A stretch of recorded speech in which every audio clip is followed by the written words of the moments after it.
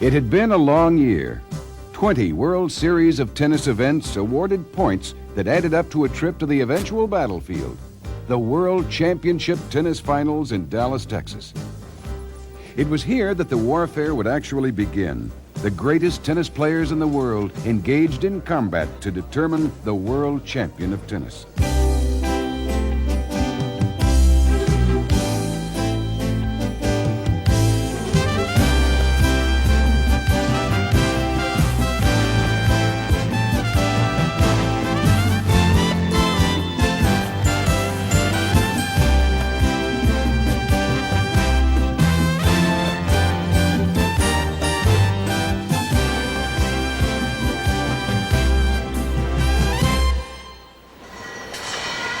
The number 13 has generally been associated with the dark and forbidding side of stargazing. But as year 13 of the WCT finals began to take shape on the floor of Reunion Arena, the world's greatest tennis stars were preparing to add a special chemistry to the 1983 championship tournament. The field for the indoor spectacular had been expanded to 12, making the Dallas finals the most significant gathering of world-class tennis talent in 1983. 12 men who'll do battle on the Supreme Court to determine which of them deserves to wear the crown of world champion of tennis. Among the participants in the first round, Vitas Gerulaitis and Jose Luis Clerc, two players who recognize that the WCT finals offers a springboard for their individual rebounding attempts. During their first round match at Reunion Arena, they exceeded all expectations, playing a dramatically even-matched round of tennis.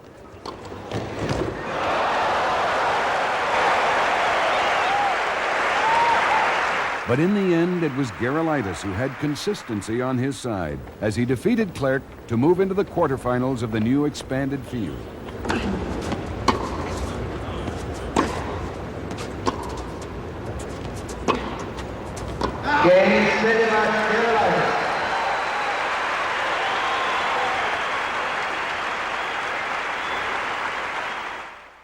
Along with the outstanding tennis, year 13 got off to a festive start with the annual Adelstein's Cocktail Party. Many members of the Dallas tennis faithful congregate each year during this event to rub elbows with their favorite tennis player. Year 13 was not so lucky for one of the party's honored guests, however.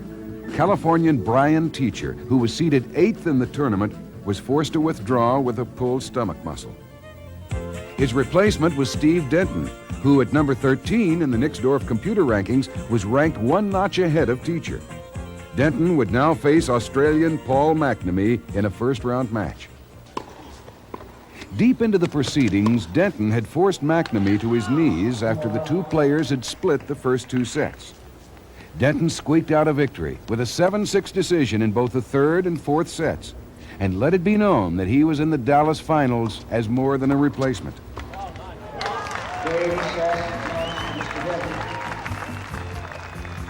In other first-round action, Dallas hometown favorite Bill Scanlon defeated one of the most consistent players on the pro circuit, Hungary's Bilás Taraksi.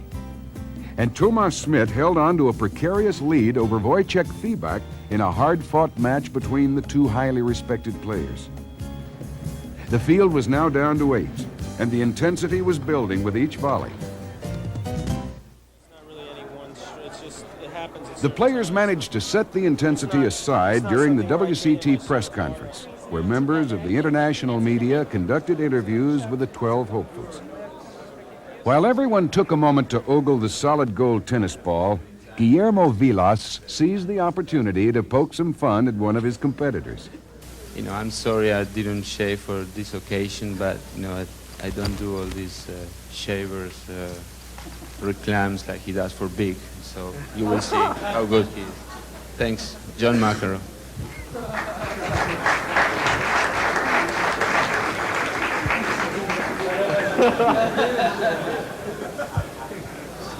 Did he say something about big razors? 1983 marked the 5th time that John McEnroe had qualified for the WCT finals. The mercurial left-hander came to Dallas in search of an unprecedented third finals championship. And after rebounding from an ankle injury that plagued him during the 1982 tour, McEnroe was determined that year 13 would prove to be fruitful. His next roadblock in his climb to reclaim the pinnacle of tennis was the fluid volley artist, Tomas Smit. McEnroe ripped through the first set, allowing his stunned opponent to take only one game. But Smit kept his composure and battled back to within striking distance in the second set. But it was an intense John McEnroe playing for the first time with a new graphite racket who summoned up some additional strength to put the match on ice.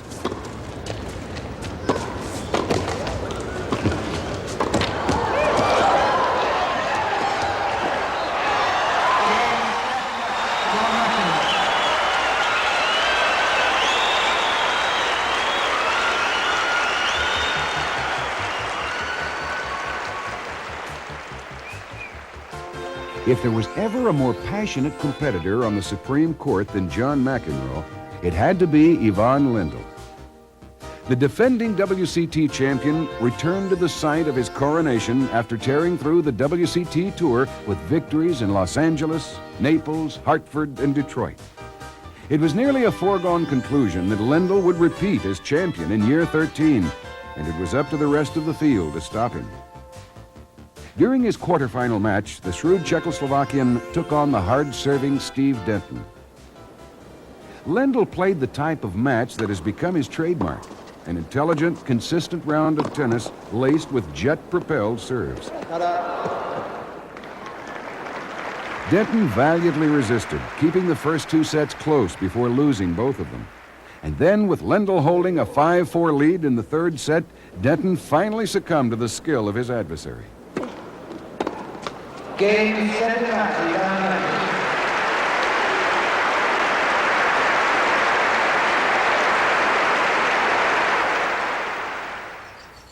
The focus shifted again on Thursday morning at a luncheon hosted by Al Hill Jr.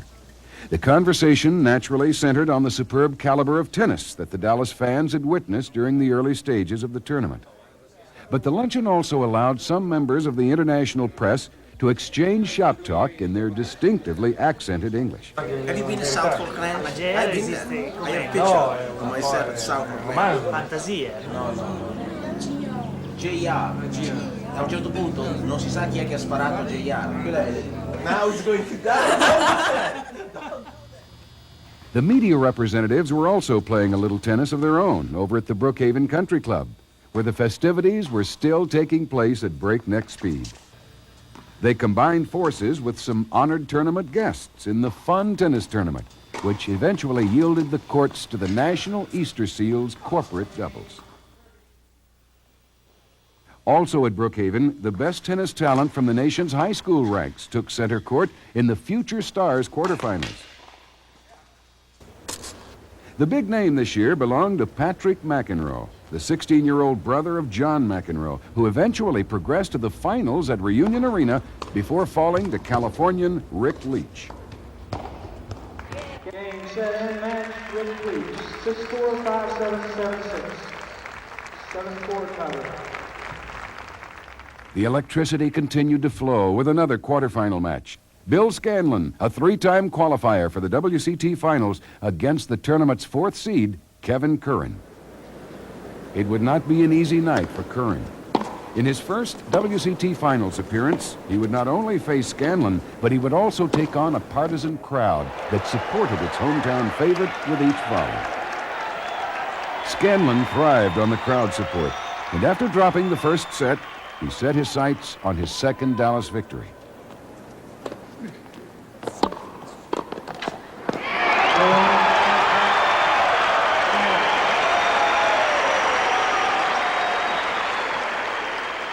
As if to confirm his place in the hearts of his hometown fans, Scanlon allowed himself a few more minutes of ego boosting before turning his thoughts toward his first semifinal appearance. Another quarterfinal match marked the 1983 finals debut of a revitalized tour champion.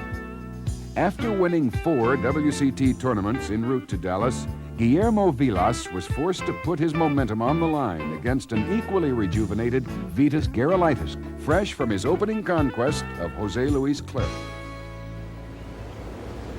The Reunion Arena audience sensed a fierce contest, with the two seasoned veterans performing with youthful abandon. The first set confirmed the equal abilities of the two adversaries. But in the first tiebreaker, Gerulaitis muscled into the lead.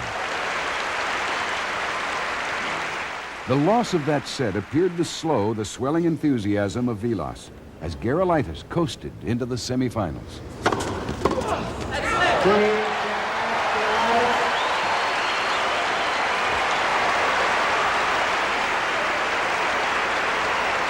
Gerulaitis now focused his thoughts on John McEnroe, a competitor who held a definite age advantage. But Gerulaitis let it be known that age was never to be a factor in his matches. You know, look at a guy like McEnroe, he's only, I don't know, how old's McEnroe? 24, and he's already looks like he's been to the front line of the Dallas Cowboys, you know, he's got ice packs, you know, he's twitching, I mean, you know, poor kid, I mean. In many ways, the John McEnroe that stepped onto the court against Gerulaitis was the same John McEnroe that the Dallas crowd had grown accustomed to taunting over the past few years. McEnroe gave them another show of fierce arguments and flaring tempers. But Gerulaitis seized the opportunity to cut through the mind games for several rounds of inspired tennis.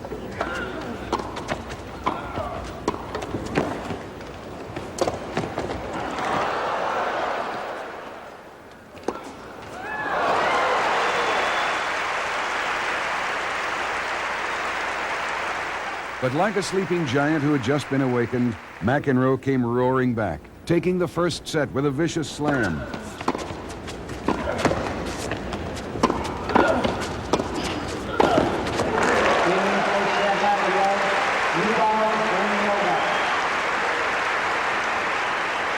McEnroe fashioned a flawless strategy, combining his intimidating tactics with a technically sound game of tennis. Fire off the court, you do a tremendous job. Just talk a little louder right in the middle of my serve, all right? Gerulaitis, on the other hand, began to show signs of weakening in his concentration, allowing McEnroe to break his service with a double fault. Game McEnroe, first game, third set. It was now a matter of formalities as McEnroe breezed to an easy victory to place him in the finals for the 5th consecutive year. McEnroe was beginning to think that year 13 might be a lucky one for him after all.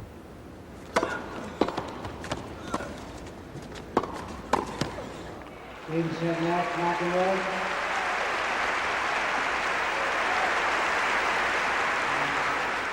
As the pressure mounted for the remaining semifinalists, another group of tennis faithful eased the stress at a party hosted by Norma and Lamar Hunt.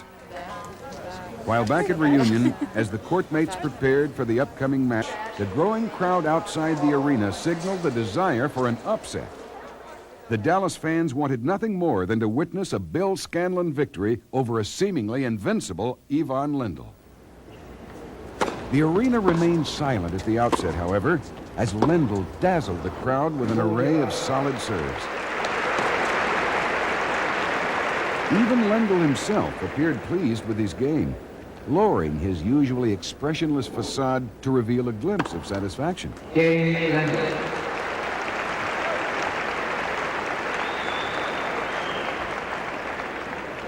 Lendl leads the first set by 5 games to love.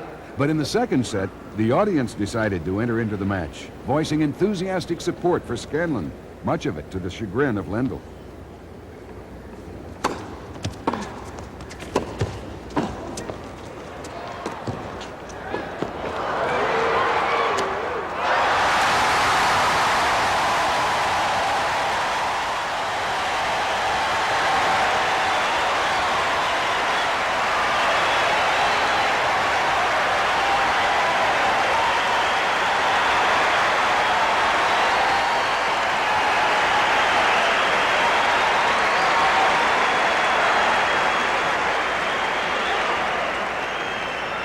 Game is Scanlon, 5-game draw. But after winning the second set, Scanlon's game began to fall apart.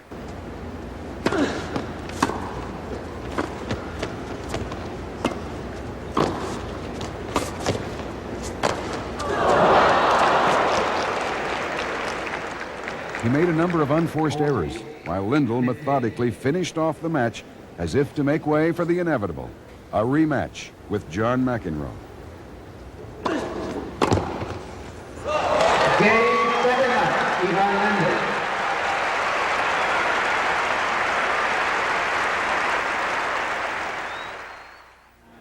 At the Celebration Gala on Saturday night, the two finalists displayed their subtle distinctions. Lendl remained aloof, appearing apprehensive as he mingled with the crowd.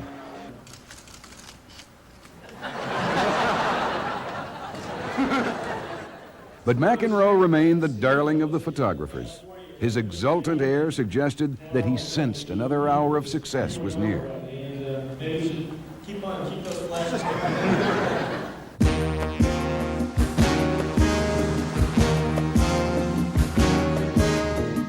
Year 13 had come down to 0 hour.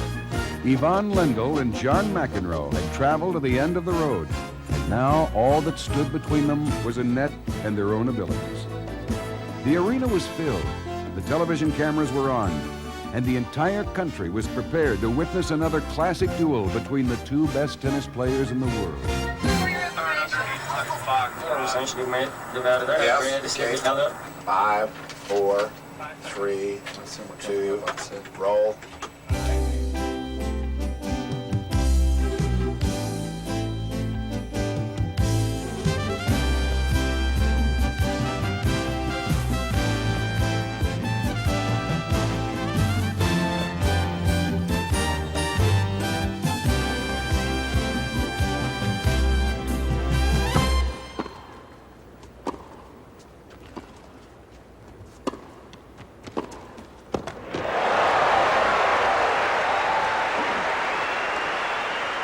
The first set was all McEnroe.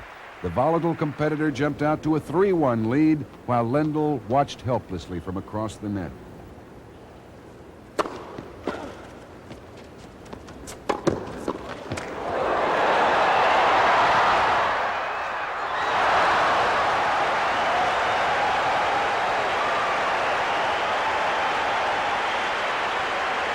But as expected from the defending champion, Lendl slowly began to rebound, countering McEnroe's precise volleys with his own arsenal of rocketing serves and skyward lobs.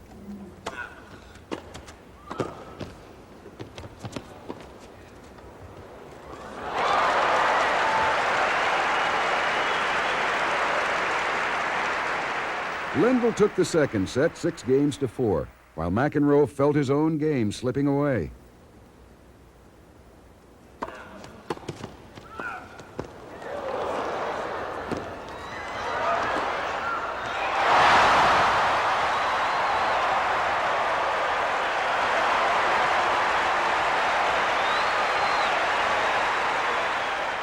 Deep into the third set, McEnroe attempted a daring rescue of the match with another edition of the John McEnroe Show.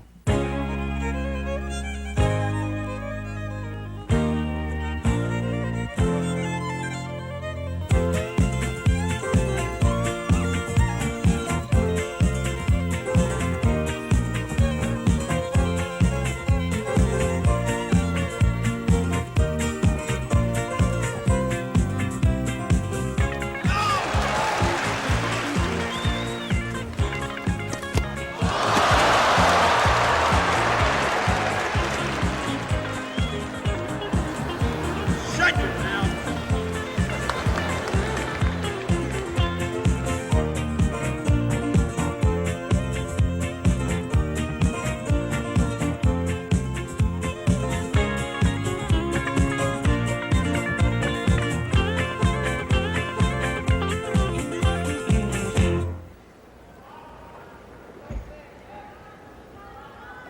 The humor is not lost on Ivan Lendl, who countered the McEnroe offensive with some sly moves of his own.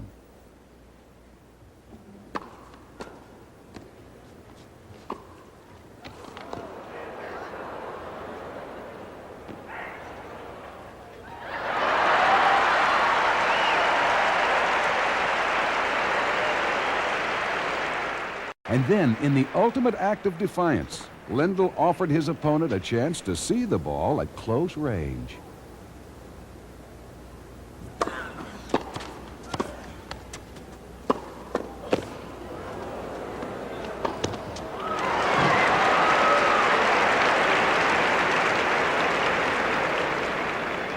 Advantage, Lendl.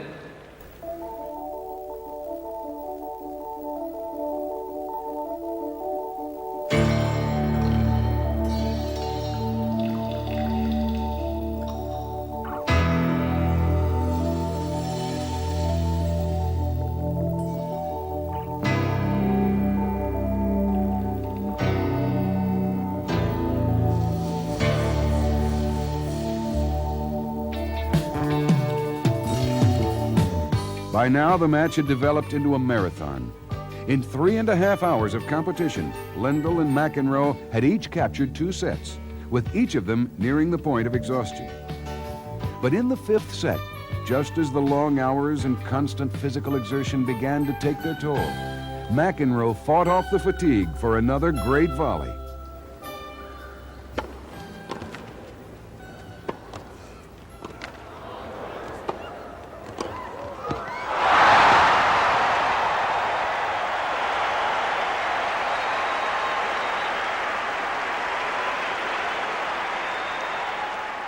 But not to be denied a second straight championship, Lendl summoned up some additional power to tie the 5th set at 6 games apiece.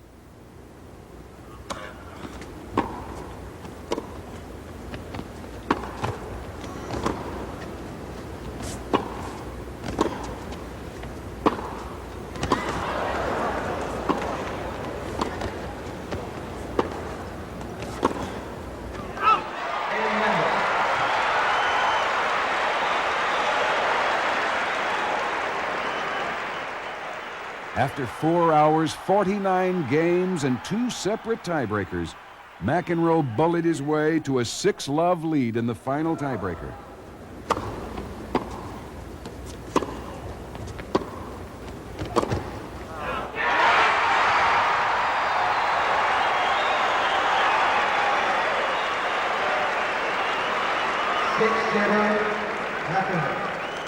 Suddenly, year 13 turned lucky for John McEnroe as fate alone determined the direction of the tournament's final shot.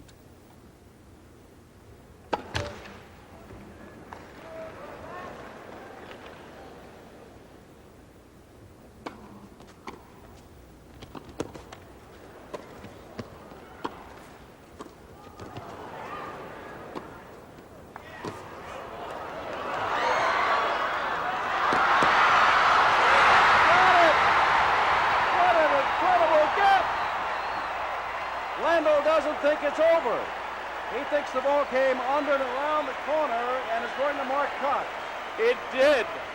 Jim, there's no question that it did. The only question is, did it go between where he is pointing to now, which case it would be bad, or did it go around that sign that you see with the Dallas written on it? Lendl is complaining.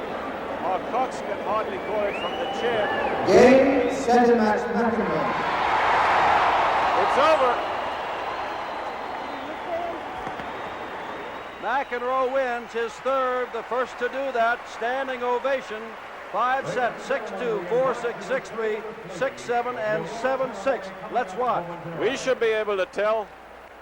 Extraordinary angle. That ball obviously on the line. Now let's see when McEnroe gets to that, whether it went around the net post or through. Watch it. It went through, it looked to me. It did. No question about it.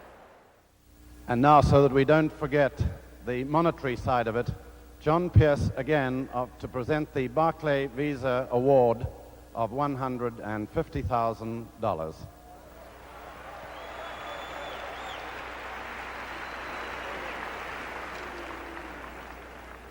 Can you hold it up?